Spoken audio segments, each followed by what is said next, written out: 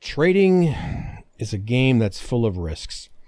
And I think that every single trader listening to this knows that over time that they're going to have some winning trades and they're going to have some losing trades.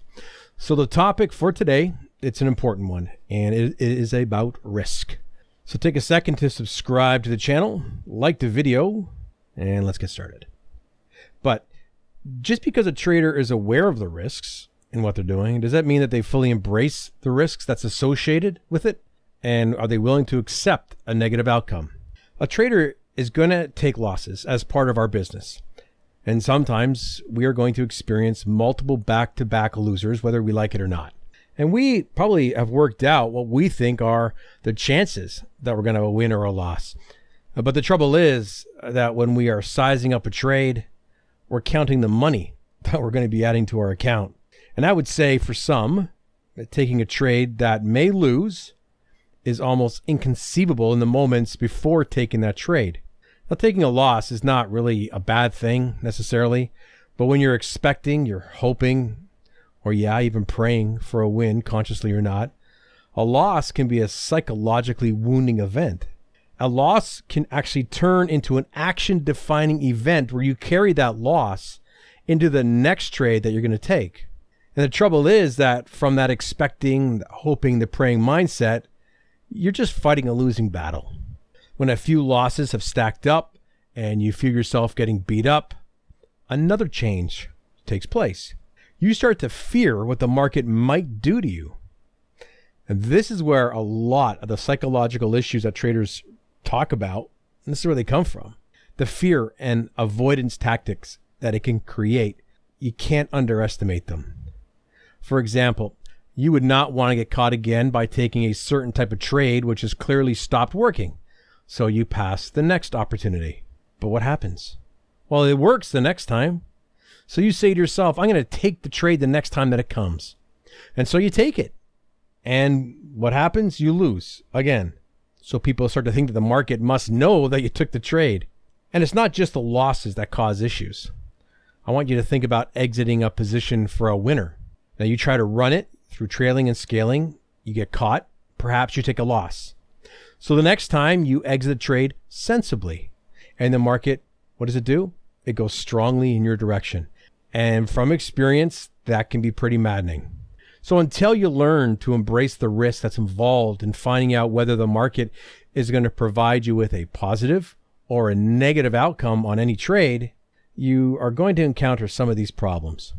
So to understand risk is one thing, but to embrace it is another. But how do you do it? Well, most people think they already do. Embracing risk is seeking defined opportunities which give you the opportunity to make money more than you lose money. To be able to embrace risk, here are a few things that you're going to need to do. You should have at least a basic understanding of how markets work. And if you don't, how are you going to be able to define a trading opportunity? You need to have a reasonable amount of capital. So if your next trade could wipe out 10% of your account, there is very little chance of remaining objective when a string of losing trades could take you out of the game. You need to define your strategy in such a way that you're able to execute it as objective and consistent as possible. And that's hard to do if you don't have a clear reason to take each trade. You have to have confidence in your own ability to identify setups and execute your strategy. If you're unable to identify and execute a strategy consistently in real time, your results are going to be less consistent than your testing suggests. And you need to test your strategy. You have to understand it and identify what the maximum normal level of drawdown might be. You have to assess and account for extended drawdowns and to some degree normalize your risk per trade. You must have confidence in the performance of your strategy over time. You have to accept that you have no way of knowing whether that next trade that you're going to take is going to win or it's going to lose. And accepting risk, that means being comfortable with either outcome, having already understood the probabilities of one happening over the other. So I want you to think of groups of trades, not individual ones. Understanding that you cannot know how each trade will turn out before you exit it, it just goes to prove that the outcome, win or lose, is not what matters for an individual trade. The P&L of any particular trade should never matter. And if it does, there's something wrong in your approach to the markets. And mindset, for a lot of people, is that missing link. And what matters about specific trades is whether you are able to execute your plan with a high degree of accuracy and being impartial. And over time that you're still losing, maybe it's your plan that has to be reconsidered. And once you have everything in that list nailed down, the only way forward is to find appropriate opportunities to execute your strategy and find out whether or not on that occasion the market is going to hand you a winning or a losing trade.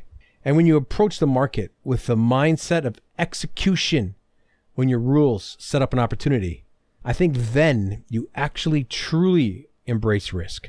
Click below, subscribe to this channel. How about you get a thumbs up for this video? And feel free to download the free PDF I have on the next screen here for price patterns. It's a free download, and I hope you enjoy it. Thanks for watching.